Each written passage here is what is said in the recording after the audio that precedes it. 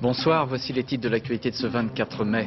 À Lisbonne, la Cour de cassation confirme la décision d'extradition de Sid Ahmed Rezala, meurtrier présumé de 3 femmes en France, mais la procédure n'est pas définitivement close. Les combattants du Hezbollah prennent possession des communes du sud-Liban, le long de la frontière avec Israël. Pour l'instant, la situation reste plutôt calme. Première destruction de cultures de colza contaminée par des OGM. 25 hectares dans la Meuse et la Haute-Marne ont été fauchés. Internet totalement gratuit, un nouveau fournisseur vient de lancer cette offre d'entrée libre qui bouleverse la concurrence.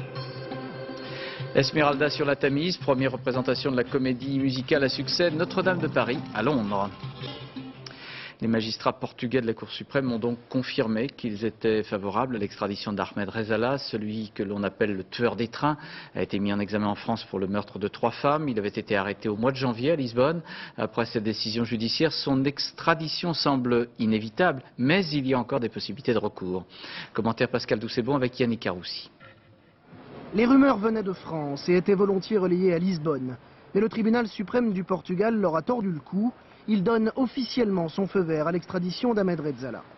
Les parents des victimes et leurs avocats avouent que d'imprécisions, en report, ils n'osaient plus croire à cette extradition. On avait des craintes et on ne comprenait pas que la justice portugaise puisse rendre une autre décision que celle que, en fait, elle a rendue, qui est une décision de bon sens, qui est une décision de justice. Quant aux avocats d'Ahmed Rezala, leur stratégie ne change pas. Pas de défense sur le fond pour l'instant.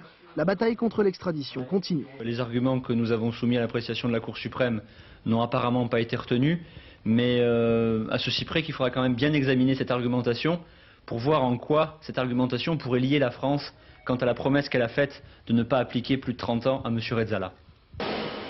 Car le retour d'Ahmed Rezala en France n'est pas définitivement acquis. Il va certainement en saisir la Cour constitutionnelle du Portugal, qui disposera de 3 mois pour statuer. D'ici là, il devrait continuer son séjour à l'hôpital pénitentiaire de Caxias, le lieu même où la semaine dernière, il a avoué les 3 meurtres à un journaliste du Figaro Magazine. Des aveux qui n'ont pas influencé la Cour, assure-t-on officiellement à Lisbonne. Les casques bleus de l'ONU vont se déployer au Liban Sud jusqu'à la frontière avec Israël dès que possible, vient de déclarer le secrétaire général des Nations Unies, Kofi Annan. Pour sa part, Lionel Jospin a confirmé cet après-midi à l'Assemblée nationale que la France était prête à prendre ses responsabilités dans les forces onusiennes au Liban. Au sud du Liban et souvent très près de la frontière avec Israël, les combattants du Hezbollah s'installent. Ils procèdent aux arrestations de miliciens supplétifs d'Israël et de la LS.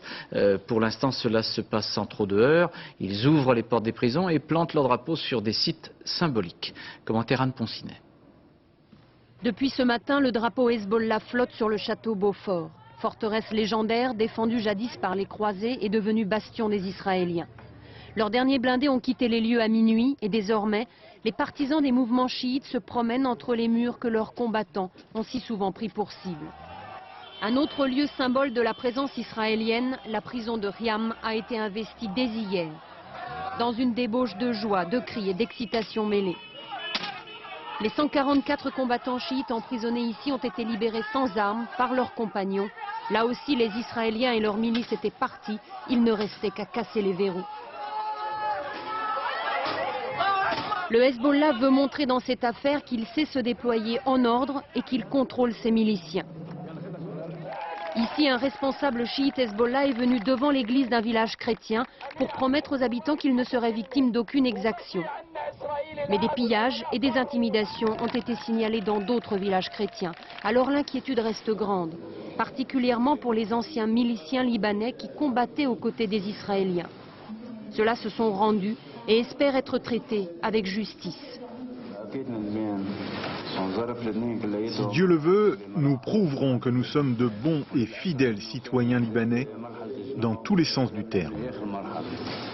Le retrait israélien, vécu par une majorité de Libanais comme une victoire, résonne aussi au-delà des frontières du pays. Dans les territoires palestiniens, Yasser Arafat a félicité les Libanais et espère que cet événement historique relancera les négociations avec Israël. Le retrait d'Israël du Liban fait aussi des heureux parmi les militaires israéliens qui ne cachaient plus leur volonté depuis plusieurs mois de rentrer au pays. Les retrouvailles avec leurs familles ont été pleines d'émotions dès que les derniers chars de Tsahal ont passé la ligne frontière. Le retrait israélien a été achevé tôt cette nuit, mettant ainsi fin à 22 ans d'occupation. La frontière est fermée, les patrouilles se font sans incident le long des barbelés où l'on s'épie mutuellement. Les habitants de la région nord d'Israël ont été autorisés à sortir des abris, tandis que plusieurs milliers de Libanais, peut-être 5000 selon Jérusalem, qui ont fui leur pays, sont logés provisoirement dans des camps. Vous voyez le reportage de nos correspondants Charles Vanderlin, Mossi Herman et Alon Grego. La nouvelle réalité de la frontière israélo-libanaise, la voici.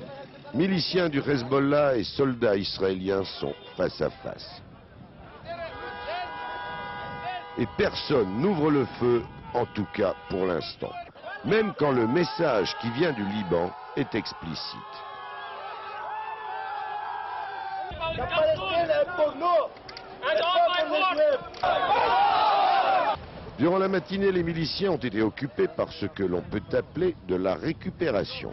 Dans la base de l'unité israélienne de liaison avec le Sud-Liban, où se trouvent toujours de nombreux véhicules, les voitures, abandonnées la nuit dernière par les hommes de l'ALS, sont également pillées. Une dépanneuse israélienne et la Jeep qu'elle tirait font désormais partie du parc automobile du Hezbollah, de même que celle-ci abandonnée avec le téléphone portable du conducteur. Lui, il a trouvé des albums de famille et des cartes d'identité. Les propriétaires de ces voitures, de ces papiers, les miliciens de l'ALS et leurs familles sont désormais réfugiés en Israël. Ils ont passé la nuit dans ce centre de vacances gardé par la police près de Tibériade et refusé de s'installer dans un camp de toile préparé par l'armée. Le général Antoine Lahad, l'ex-chef de l'ALS, rentré hier soir de Paris, a passé quelques moments difficiles avec ses anciens subordonnés. Ils ont quitté leur maison, ça fait 22 ans qu'ils défendent leur territoire, leur maison, leur propriété. Et d'un seul coup, en une demi-journée, être chassé là, ça fait pleurer. Israël doit à présent intégrer 5000 réfugiés. Une nouvelle tragédie libanaise a commencé. Alors Charles Vanderlin, la frontière s'est refermée avant l'aube et depuis ces nombreuses heures, c'est plutôt calme. Eh bien, on a l'impression que M. Barry est en train de gagner son pari. Il n'y a pas eu un seul coup de feu.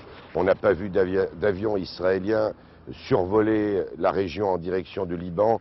Nous n'avons pas entendu parler pour la première fois depuis très très longtemps d'un accrochage. À l'heure actuelle, les choses ont l'air d'aller plutôt bien.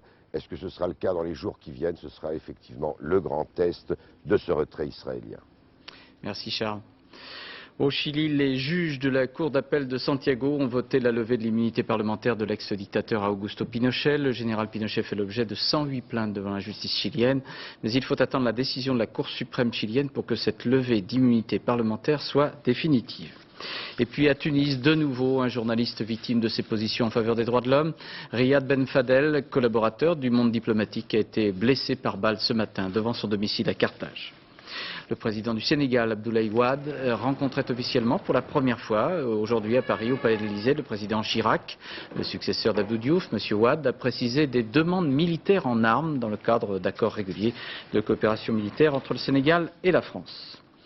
En attendant demain et les discussions entre dirigeants de sociétés de transport de fonds et donneurs d'ordre, les établissements bancaires ou bien les grandes surfaces, les convoyeurs ont repris le travail aujourd'hui, mais il faudra 2 ou 3 jours avant que le circuit de l'argent ne revienne à la normale. Loïc Delamornay et Madi Diawara ont accompagné aujourd'hui une équipe de convoyeurs et l'on suit ainsi un parcours semé de risques.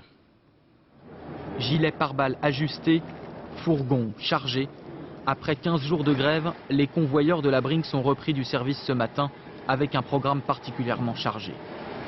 Là aujourd'hui, ça représente, on a 36 millions à faire. Ce matin, hein, parce qu'on peut en avoir 27 cet après-midi aussi. Même si les convoyeurs ont obtenu de réelles avancées sur la sécurité et les salaires, reste un point crucial, celui des donneurs d'ordre, les banques et les grandes surfaces. Les convoyeurs dénoncent depuis longtemps les risques encourus lors de transferts de fonds lorsqu'il faut traverser une rue ou déambuler parmi les passants. Bon, je suis obligé de me garer sur un coin de rue, où il y a des petits poteaux, et puis le chef de voiture et puis le convoyeur, il est obligé de marcher. Obligé de marcher à découvert, sans être à l'abri d'un pépin.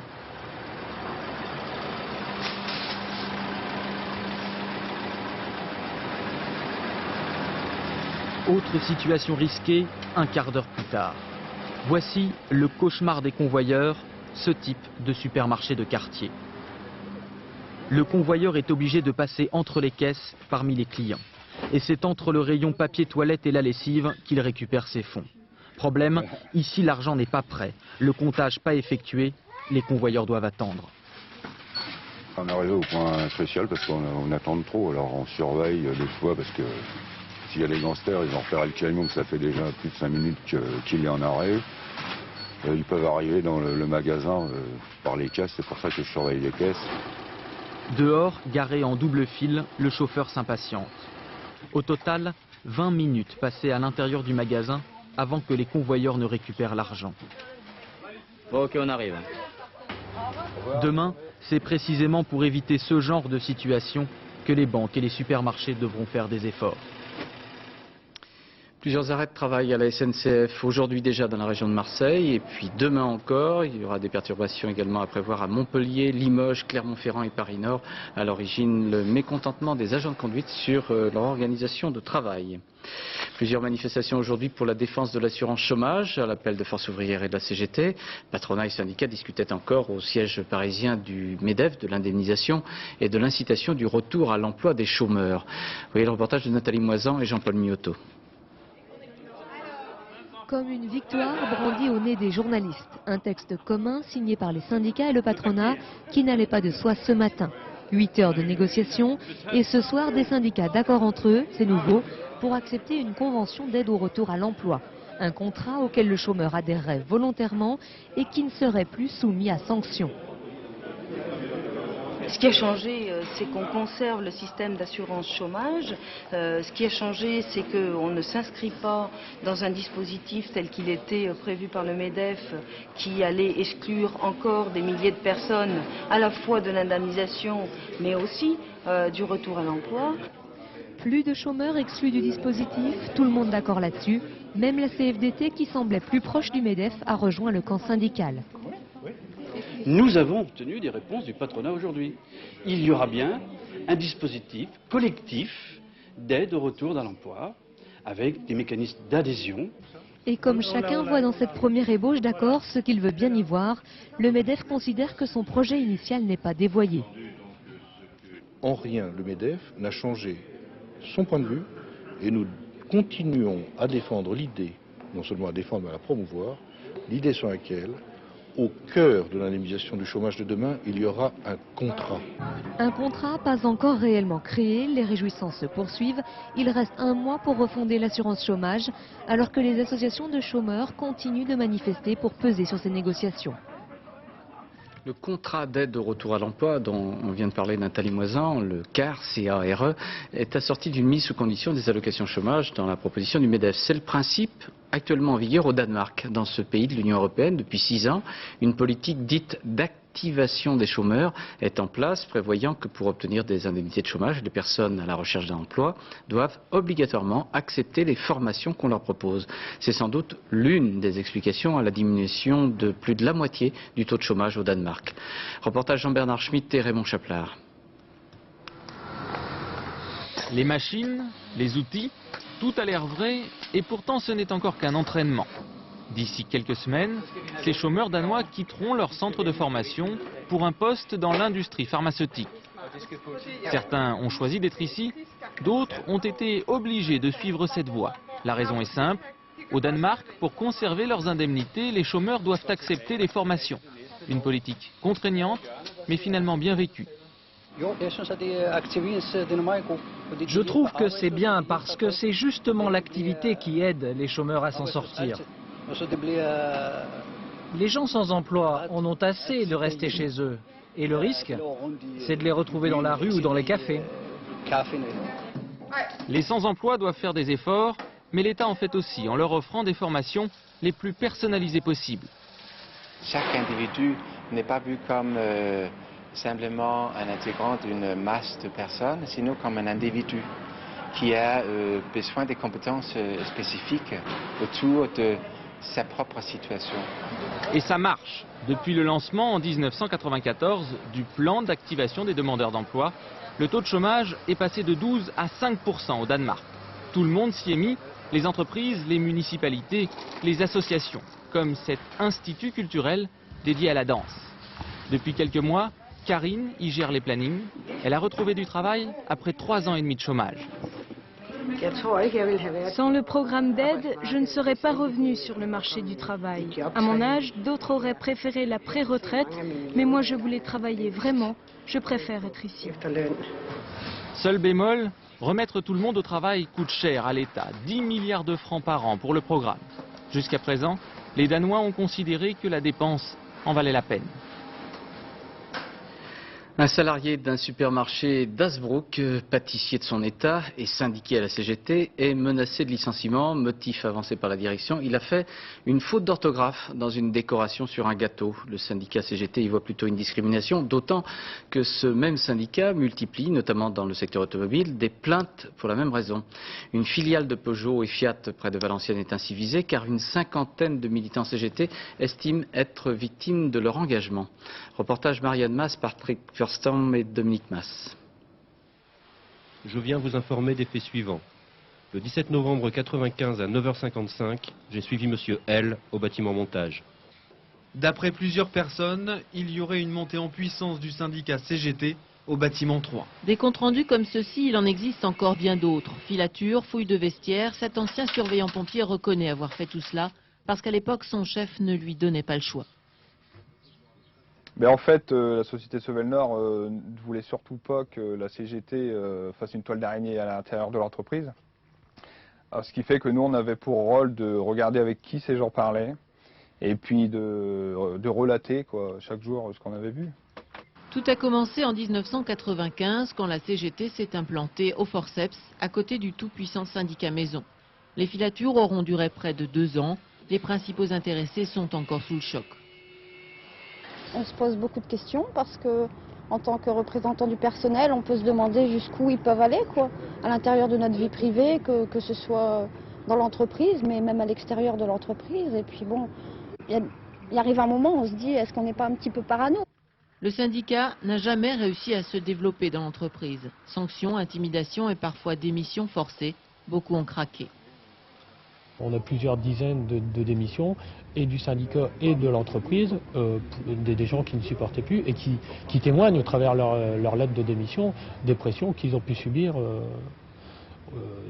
dans leur activité de tous les jours. La CGT se plaint aussi des retards de promotion ou d'avancement de carrière dont sont victimes ses militants. Elle a donc demandé la nomination d'un expert pour trancher la question. Si on a des éléments qui permettent de démontrer de façon épisodique une discrimination sur tel ou tel point, en réalité, cette plainte est déposée parce qu'on estime qu'elle est quand même beaucoup plus globale et beaucoup plus importante. Contactée, la direction de Sevel-Nord se refuse à tout commentaire. En avril dernier, à Peugeot-Sochaux, 169 militants CGT ont obtenu une réparation de 10 millions de francs pour discrimination syndicale. 19 chefs d'entreprise du bâtiment et des travaux publics étaient poursuivis en correctionnel à Paris pour des pratiques de fausses factures portant sur plusieurs dizaines de millions de francs, parmi eux Nicolas Bouygues, PDG d'un groupe de BTP, indépendant du groupe Bouygues. Le parquet a requis 3 ans d'emprisonnement avec sursis et 10 ans d'interdiction des marchés publics. Le jugement est mis en délibéré. Et puis à la demande du ministère de l'économie, le groupe Carrefour, suite à sa fusion avec Promodès, devra céder ou échanger 8 hypermarchés et 26 supermarchés pour satisfaire aux règles de la concurrence. Une autre fusion dans le domaine aérien international, la première compagnie américaine United Airlines va racheter US Airways, montant du rachat près de 12 milliards de dollars. Enfin, le constructeur automobile allemand BMW vend Land Rover au groupe américain Ford, vente conclue pour 2,7 milliards de dollars, soit 3 milliards d'euros.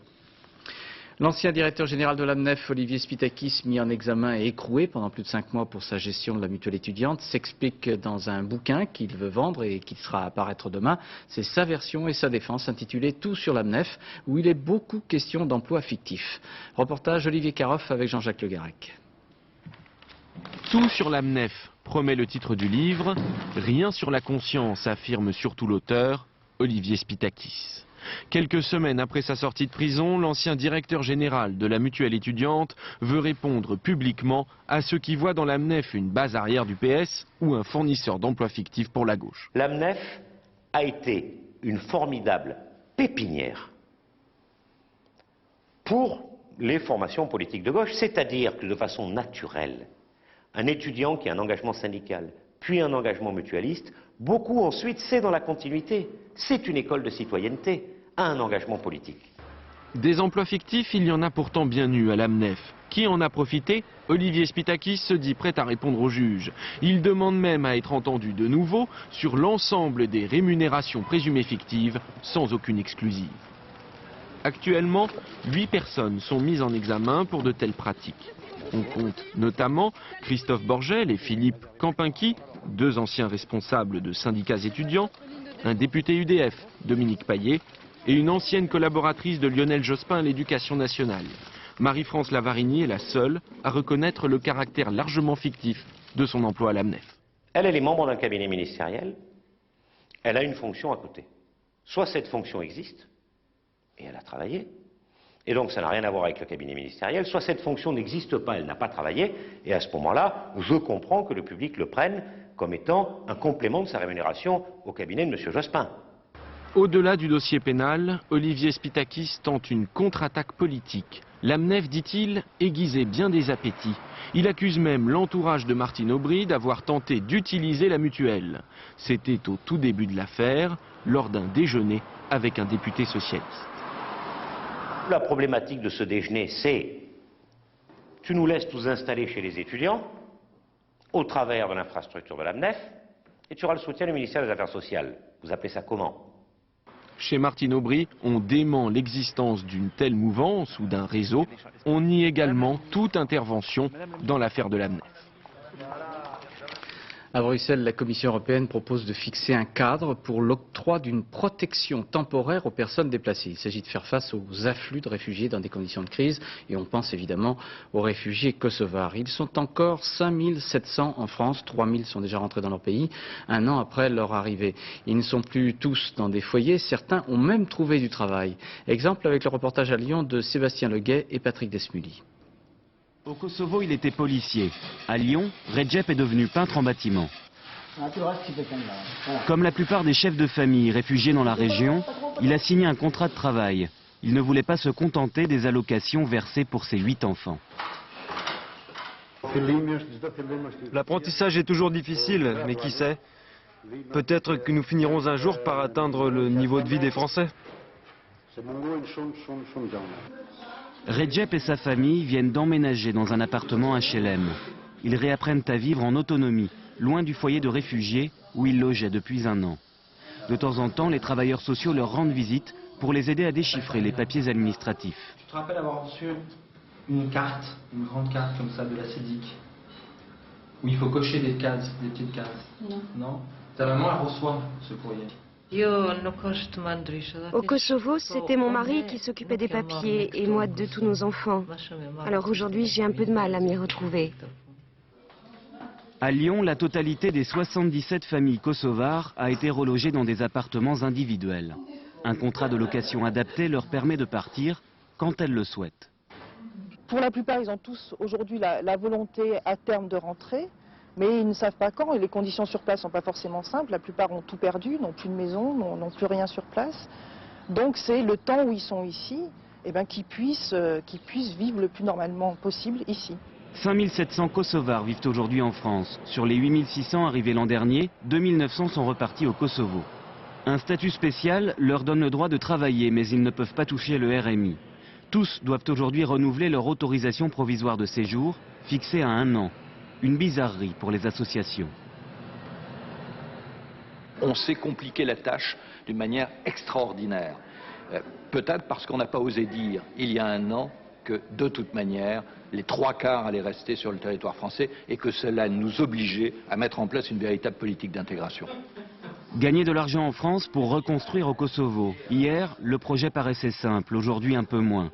Les enfants scolarisés, bien intégrés, auront bientôt leur mot à dire. Un drame à Maubeuge cet après-midi, le coup de folie d'un homme de 50 ans. Celui-ci a fait feu dans ce centre social de la ville de Maubeuge, tuant son ancienne compagne et blessant mortellement le fils de celle-ci, âgé de 17 ans. Le meurtrier s'est ensuite suicidé. Tandis qu'au sein du gouvernement, aucune décision n'a encore été prise entre l'agriculture et l'environnement à propos des champs de colza contaminés par des OGM, organismes génétiquement modifiés. Une coopérative céréalière a procédé à son initiative à la destruction de ces champs de colza transgéniques. C'est dans la Meuse et la Haute-Marne. Ils font partie des quelques 600 hectares contaminés en France. Commentaire Émilie Lançon. Ici, on a employé les grands moyens. Ce champ de colza contient probablement des OGM. Alors cet agriculteur a décidé de détruire sa plantation au nom du principe de précaution. Un principe mis en avant par la coopérative EMC2 qui a demandé aux 9 autres de ses adhérents concernés de faire de même. EMC2 a acheté sans le savoir à la société Advanta 170 kg de semences de colza susceptibles de contenir des organismes génétiquement modifiés. Nous sommes en train d'effectuer une étude pour estimer qui est responsable de cette affaire. Nous, ce que nous faisons, c'est que nous nous engageons auprès de nos adhérents sur l'indemnisation et ensuite nous nous retournerons contre les responsables. Pour agir, EMC2 n'a pas attendu la décision du gouvernement qui depuis vendredi hésite sur la marche à suivre. Faut-il ou non détruire les parcelles concernées? Jean Glavany, lui, parle de tempête dans un verre d'eau parce que le taux d'OGM dans les semences ne dépasse pas 1%. Pour l'instant, l'Europe s'était mis d'accord sur le seuil de 1% en alimentation. Ce seuil a été utilisé pour la production de semences. Bon, on voit aujourd'hui la question que ça pose. Il fallait que le problème arrive sur la table pour qu'il y ait une décision politique qui soit prise dans ce domaine. Demain, tous les ministres se réuniront à Matignon lors d'un déjeuner. Nul doute que le colza transgénique sera au menu de leur discussion. Et puis dans la même idée, à signaler qu'au Parlement européen, la députée verte Marianne Isler-Béguin dénonce un possible feu vert de la Commission pour le vin génétiquement modifié.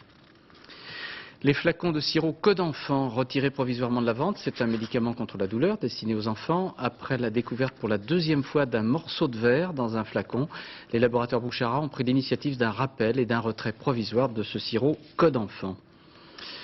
Les effets de la concurrence modifient de plus en plus vite les règles du marché de l'Internet. Un nouveau fournisseur d'accès vient en effet de lancer l'accès totalement gratuit au web. Enfin, totalement gratuit, c'est quand même limité à 18 heures de communication téléphonique mensuelle.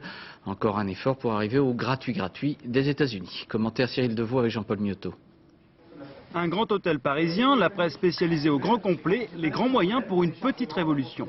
Les mordus de l'Internet l'espéraient depuis des mois. Enfin le voici, le premier accès gratuit. 18 heures de connexion par mois sans débourser le moindre centime. Et bien entendu, à partir du moment où on dépasserait les 18 heures de communication entièrement gratuite, ici, nous proposerons numéro d'appel facturé par France Télécom au tarif local. Bien entendu, cette soudaine générosité n'est pas sans contrepartie. Vous serez abreuvé de publicité pendant toute la durée de la connexion. En permanence, on traque votre personnalité, nom, âge, adresse. On vous surveille. Cela s'appelle cibler le consommateur. C'est absolument pas Big Brother, c'est vraiment pas l'œil d'Oreca qui est derrière vous, bien au contraire, il a vocation à vous aider à surfer. Donc aider aussi les annonceurs. On va gagner de l'argent. De l'argent, il y en a beaucoup à gagner, car le fournisseur d'accès symbolisé par cette boîte rose est indispensable pour relier votre ordinateur au réseau des réseaux. 117 39 10. Du coup, tout le monde s'y met. Après Wanadu, AOL, Liberty Surf et les autres, cet opérateur australien lance lui aussi sa formule, 149 francs par mois, avec connexion illimitée. On s'aperçoit qu'il y a de plus en plus d'utilisateurs et ce qui est particulier au marché français, les Français ont tendance à rattraper leur retard extrêmement rapidement, on l'a vu notamment avec le mobile. Mais les Français partent de très très loin, seulement 6 millions d'internautes connectés, moins d'1 personne sur 10 et à peine 2 heures par semaine. C'est le plus mauvais élève en Europe. Pour Ralid Enseri, passionné d'Internet, c'est le coût élevé des télécommunications qui explique ce retard. Moi j'aimerais aller sur le fait de payer zéro. Mais on y va. Donc de moins en moins cher, ça va finir par arriver à plus grand chose, comme dans les pays d'outre-Atlantique. Aux États-Unis, c'est déjà gratuit et les internautes sont près de 100 millions, plus de 40% de la population. Une pluie de cendres à quelques dizaines de kilomètres au sud-est de Mexico. Les 20 millions d'habitants de la capitale mexicaine observent avec inquiétude ce nuage, cette éruption du volcan Popocatépetl qui projette une colonne de cendres haute de plus de 5000 mètres. Une exposition exceptionnelle à la Fondation Mag à Saint-Paul-de-Vence dans l'arrière-pays niçois. L'un des plus grands peintres français contemporains, Paul Réberol, présente 60 toiles. Pour grand public, c'est une exposition inédite car Réberol ne figure dans aucun catalogue d'un musée national. Jusqu'au 25 juin, ces toiles seront proposées aux visiteurs de la Fondation Mag. Maître Wolfram et Diane Richard ont eu le privilège d'aller dans l'atelier du peintre dans l'Aube. Paul Réberol ne marche pas vers sa peinture, il s'y cogne depuis 50 ans et nous invite à le suivre. Quand je fais un paysage, j'ai envie qu'on marche dedans. J'ai pas envie qu'on le regarde comme une carte postale ou comme une fenêtre. J'ai envie qu'on soit attiré pour marcher dedans. C'est comme là, on doit être attiré pour toucher l'écorce, quoi. C'est par ce contact physique qu'on peut... à mon avis, atteindre le spectateur dans ce que la peinture est réellement. Des choux dans toute leur réalité de choux, mais déracinés et coupés de la terre. Ce chou-là pourrait être un homme, désarmé, jeté par hasard sur la toile, face au pouvoir et ses horreurs. Ces tableaux figurent à la Fondation Mact, à Saint-Paul-de-Vence, avec cette série bleue, éclairée par ces ampoules dérisoires. Peinte au début des années 70, elle s'intitule « Faillite de la science bourgeoise », tout un programme. Le monde y apparaît brisé, déglingué, au rebut. La grisaille des gouttières et des tubulures, un sac dérobé. La fontaine de l'oubli, c'est le nom du tableau. C'est-à-dire qu'il y a une espèce de force extraordinaire qui se dégage, une puissance inéluctable. Il a des mains d'ours, il a une démarche d'ours, et c'est très très cohérent avec la violence et la force de son boulot. Son atelier est une ancienne fonderie à la Pointe-Nord de la Bourgogne. Paul Réberol y peint depuis 20 ans. Esquisse de ses prochains travaux, de ses prochains combats tumultueux et généreux, à l'image de ses palettes, loin de l'académisme et d'un monde occidental écrasé selon lui par la finance. On a affaire, de façon générale, à des prédateurs. Donc j'ai utilisé des lézards, ce sont d'ailleurs des grands lézards. Des lézards qui dévorent les yeux, des singes au regard inquiétant, tout un bestiaire aux côtés d'hommes malades, avilis par la dureté des temps. Il s'agit bien de notre époque que Paul Réberol scrute et voit en nous. Paul Réberol, la Fondation Max, c'est jusqu'au 25 juin. Et puis le succès de la comédie musicale Notre-Dame de Paris a suscité la curiosité anglaise. Hier, première représentation à Londres, premier passage sous la Manche pour Esmeralda et Quasimodo, attendu sur le quai par nos correspondants Benoît Ducan et Sten Rosenlund. La conquête de Londres commence à Waterloo. Eurostar spécial et supporters inconditionnels pour venir encourager Daniel Lavoie, Garou et les autres dans leur pari un peu fou. Imposé à Londres l'un des plus grands succès parisiens. Une comédie musicale made in France avec déjà 2 millions d'entrées à son actif. Et pour cette conquête, Luc Lamandon, le producteur, a réuni tout ce que le spectacle et le Québec comptent de supporters. Je viens surtout pour les soutenir parce que je pense qu'ils ont beaucoup de stress. Mais je suis très curieuse de le revoir en anglais et puis je suis très fière de venir le voir à Londres, quoi.